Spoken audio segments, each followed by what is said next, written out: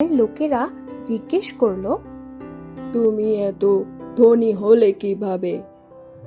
বুড়ি হেসে বলল, ভালোবাসা আর দয়ার প্রতিদান একদিন ফিরে আসে।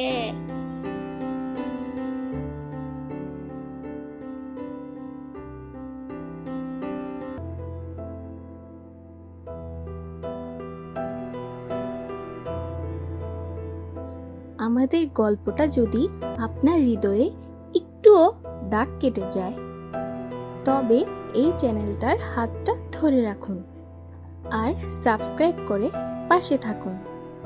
বেল আইকনটা চাপুন নতুন গল্পের অপেক্ষায়। আর আপনার অনুভূতিটা কমেন্টে লিখে যান। ভালো লাগলে একটা লাইক দিয়ে ভালোবাসা ছড়িয়ে দিন।